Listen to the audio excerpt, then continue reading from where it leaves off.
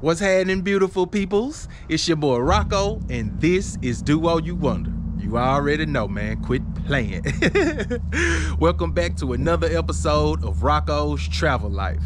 Hey, man, I've been getting a lot of DMs, a lot of emails from people who are making that big move to Costa Rica. And one of the main questions they had for me was, what was it like to buy a vehicle in Costa Rica?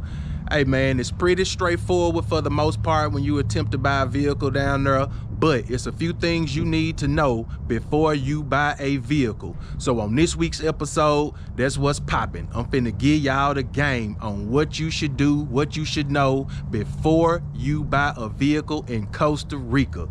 I got you, man. Quit playing. What other Costa Rican travel vlog you know doing it like this? Hey man, so y'all just sit back, chill out, and let me do what I do. I'm finna give y'all the game. Let's go.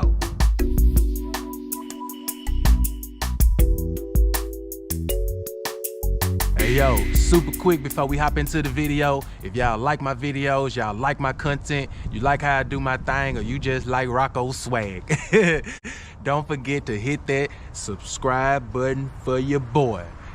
It costs you nothing, but it means the world to me and my channel. All right, man, let's hop into the video. Things you need to know before buying a car in Costa Rica. Like I said in the intro, man, for the most part, it's pretty straightforward, but I'm gonna give y'all the game. So we're gonna hop straight into it. Number one on my list of things you need to know before buying a car in Costa Rica is, if you are buying from a private owner, do not use the private owner's lawyer. Because when you buy a car, you gotta, from a private owner, you gotta take it to the lawyer, get all the paperwork stamp signed and all that, make sure my charmo and all of that is good. The reason I say don't use their lawyer is because they could be in cahoots. You go to the private owner residence or whatever, see the car, you like it or whatever, and you wanna get it, and the first thing out of the owner's mouth is, hey, I got a great lawyer that can take care of all of this for cheap. Oh. I'm not saying everyone in Costa Rica is trying to scam you and get your money, but I'm saying this, 9 times out of 10, if the private owner blurts out, the first thing out his mouth is, I got the perfect lawyer and he can do it for cheap, and be weary. Be very, very weary. I'm telling you, they could most definitely be in cahoots, and that lawyer could give you bad information, and you could walk out of there thinking that your machomo and all the paperwork is up to par, but it really ain't.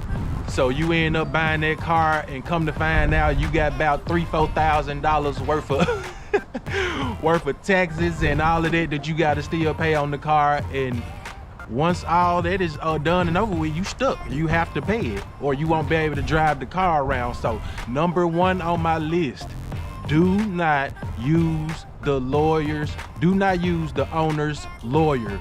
Go find another lawyer. I'm telling you, you'll be doing yourself a great service in the long run. All right, man, moving right along. Number two on the list, just as important as number one in my opinion. Do not use the owner's mechanic.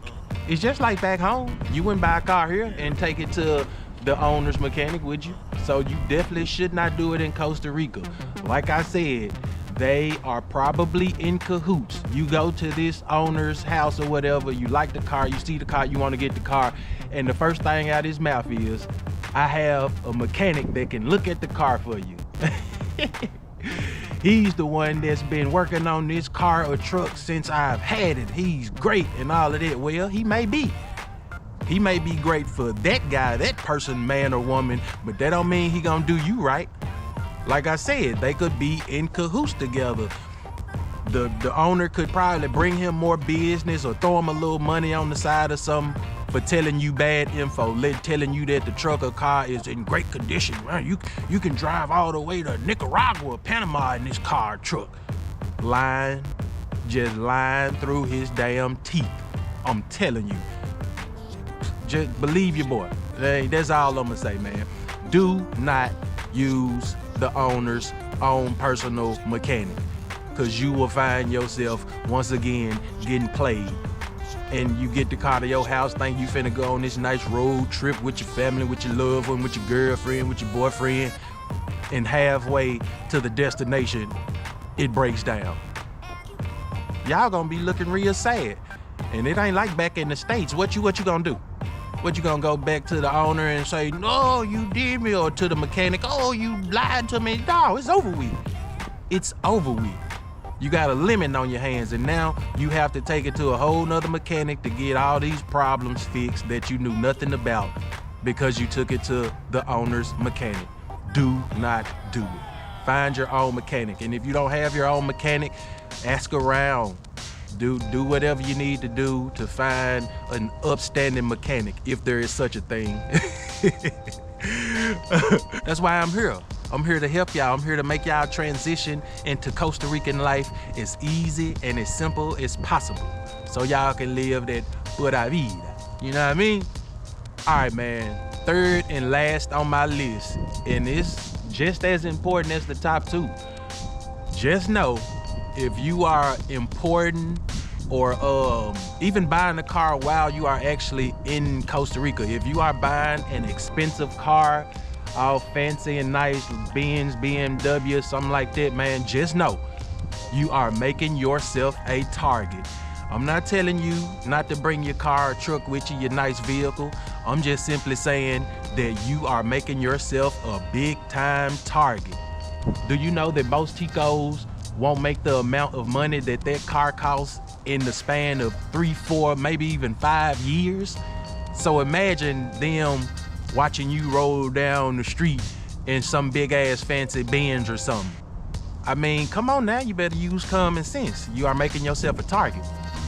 And besides, what the hell do you need some big ass luxury vehicle in Costa Rica for? With all these dusty, dirty ass roads and rainy season and mud, and boy, you better get you a good 4x4 or a good cool SUV that can get you around the country without problems.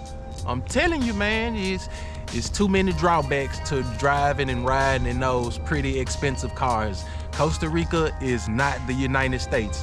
In the States, don't nobody care. You can ride Benz, Beamer, whatever. It's all love. And you can get robbed here too.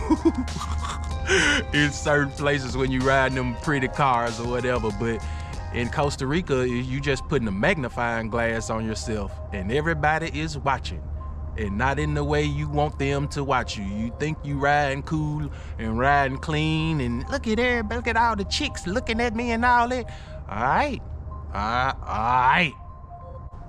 And I'm not saying that something will happen. I'm simply saying that there is a greater chance of you getting robbed or your stuff getting stolen when you're riding around in luxury vehicles, because they already think people from the States have money. It don't matter what you dress like, none of it don't matter. If you are from the States, they think you have money. I don't care what no one else says.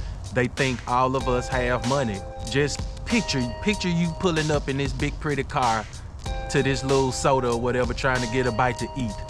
Don't you know they looking at you? And as soon as they spot you get out this car, they already got it in their mind that you finna pay way more for your meal than anyone else in that restaurant or soda. It just is what it is, because we already have to deal with gringo pricing. So if they see you pulling up all big and all woo-woo, well, what you think gonna happen? You finna get that extra gringo price.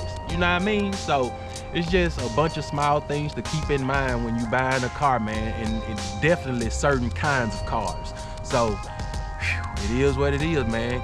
Keep your head up, keep your head above the water, and use common sense. You're in a totally different country. Quit playing.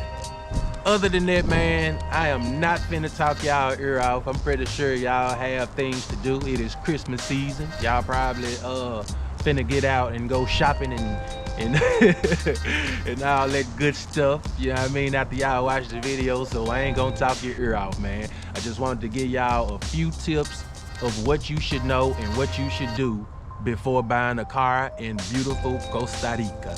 So, if you enjoyed the video, man, that's what I'm here for. It's my pleasure to give you the game so y'all can have the best experience in Costa Rica as possible.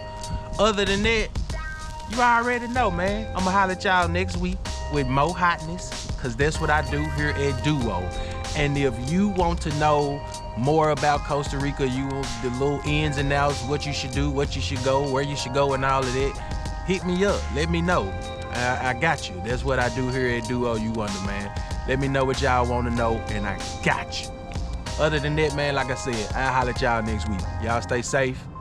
Peace.